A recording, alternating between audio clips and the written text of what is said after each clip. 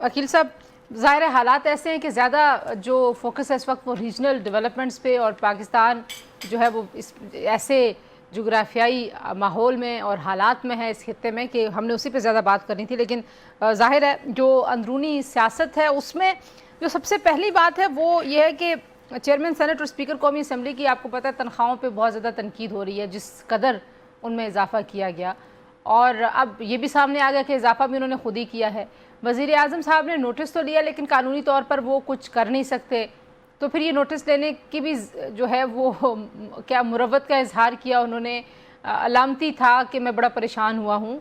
आपको नहीं लगता कि ऐसे माहौल में जहाँ पे गरीब आपके जो है वो उनकी तादाद में इजाफा हो गया, ख़त गुरबत से नीचे ज़्यादा लोग चले गए हैं और 50% आबादी आपकी मौशी स्ट्रेस से गुजर रही है, इन तनख्वाहों के इजाफे से इज्तनाब करना चाहिए था?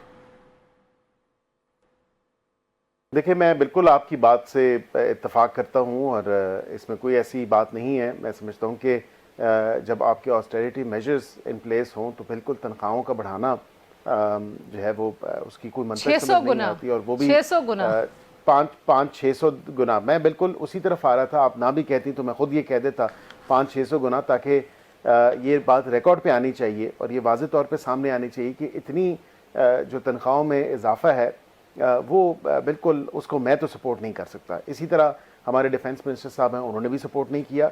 और वज़ीर आज़म चेंज कर सकते हैं या नहीं कर सकते ये तो बात की बात है, लेकिन मैं समझता हूँ कि जब उन्होंने नोटिस ले लिया है और वो वज़ीर आज़म हैं तो ज़ाहिरी बात है कि वज़ीर आज़म जो है वो अपनी उसी जमात से हैं जिस जमात से स्पीकर है, तो ज़ाहिरी बात है कि अगर ये नेशनल असम्बली में ओरिजिनेट हुआ है तो वो उसको डायरेक्टली, अगर आप कहती हैं कानूनी तौर पर नहीं, तो इनडायरेक्टली तो उसको बिल्कुल कर सकते हैं, क्योंकि ऑस्टेरिटी मेजर्स जो हैं ये अगस्त 2023 से लेके अभी तक कंटिन्यू हो रहे हैं। जब पीडीएम की हुकूमत थी तो उस वक्त से और उस वक्त भी जो प्राइम मिनिस्टर थे वो शहबाज शरीफ साहब थे, लेकिन तो अभी उसकी कंटिन्यूएशन अभी भी इस पूरे साल बजट में हमने साथ में उसकी ऑस्टेरिटी मेजर्स की भी अप्रूवल दी। लेकिन अकील साहब, ज़्यादा आयरॉनिक बात आपको मैं बताती हूँ, आपने कहा कि उसी जमात के स्पीकर हैं, उसी जमात के सेनेट में चेयरमैन हैं जो जमात मुल्की एहतजाज का ऐलान करी इस बजट के खिलाफ, उन्होंने बजट मुस्तरद कर दिया। इसको आप कैसे देखते हैं?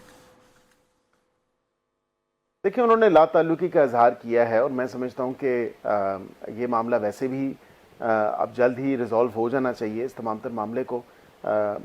इन एनी केस स्पीकर साहब ने भी ये बात की है कि इसको बेशक जो है ख़त्म कर दिया जाए, तो कोई ऐसी बात नहीं है।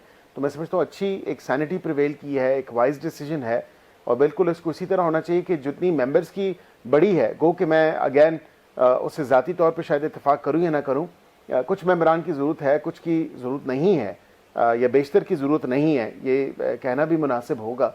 तो जी बहुत थोड़ों की ज़रूरत है। आई नो कि ऐसे हैं जिनको ज़रूरत है, लेकिन जाहिर है हम मिडिल क्लास को तो लीडर नहीं बनने देते ना। खाते पीते घरानों के लड़के लड़कियां खवातीन मर्द वो आते हैं, लीडर बनते हैं। नहीं, हमारे कई ऐसे वहाँ पे मेंबरान हैं, अरकान हैं, जो कि बिल्कुल कह लें कि जी मैं कह रही हूँ ना, कुछ हैं कोई थोड़े हैं, उनकी रेशो कम है। सर वहाँ खड़े हो जाए ना एक दिन, आप भी गेट नंबर 1 पे गाड़ियां आते जाते देख लें, आपको अंदाजा हो जाएगा। मतलब आपको तो खैर वैसे भी पता होगा, लेकिन आपको अंदाजा हो जाता है ना, आपको नजर आ जाता है।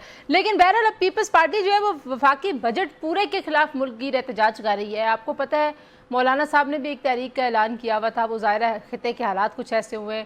इसी तरीके से पाकिस्तान तहरीक इंसाफ जो है वो भी जो तहफ़्फ़ुज़ आईन पाकिस्तान का उनका फोरम है वहाँ से वो तहरीक चलाना चाहते हैं। आपको लगता है आने वाले दिनों में ये ज़रा रीजनल सिचुएशन ज़रा सेटल डाउन होती है तो पाकिस्तान में आपकी हुकूमत के लिए कुछ सियासी महाज बड़ा थ्रेटनिंग आपको लगता है कि खड़ा हो सकता है? लास्ट कमेंट आपका। नहीं, देखें, मैं तंजीला साहिबा ये आपको ज़रूर बताऊं कि फ़िल वक्त तो अल्हम्दुलिल्लाह सुकून ही सुकून है, कोई ऐसी बात नहीं है। हमारे इत्तेहादी हैं, सबसे पहले उनको ले लें। उनकी सीनियर लीडरशिप में से किसी का कोई ऐसा बयान नहीं आया। वो फाइनेंस कमेटीज़ में भी आजकल बैठ रहे हैं, एक थ्रेड बेयर डिस्कशन हो रही है तमाम तर मामले के ऊपर, जो मनी बिल है उसके ऊपर। और अगर कोई ऐसे प्रपोजल्स हैं जो समझे गए कि इंक्लूड करने चाहिए तो बिल्कुल वो इंक्लूड होंगे। और ये कोई आसमानी सहीफ़ा नहीं होता, बजट प्रपोजल होता है और साथ साथ ये चीज़ चेंज भी होती है, इवॉल्व होती है। फाइनेंस कमेटी के बाद फिर कट मोशंस हैं, दीगर चीज़ें हैं, तो उसकी फ़ाइनल शेप क्या आती है वो is yet to be scene.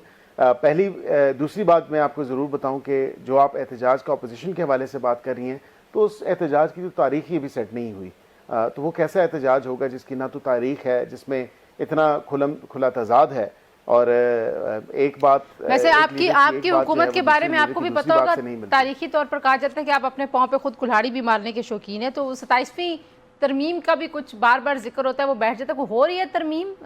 क्योंकि जो पहली तरमीम है अभी तो उनकी गर्द नहीं बैठी, अभी तो उन पे एहतजाज हो रहा है। और आपके पास सेनेट का इलेक्शन भी आप लोग नहीं करा रहे, वो भी करवाएं, PTI आपसे डिमांड कर रही है।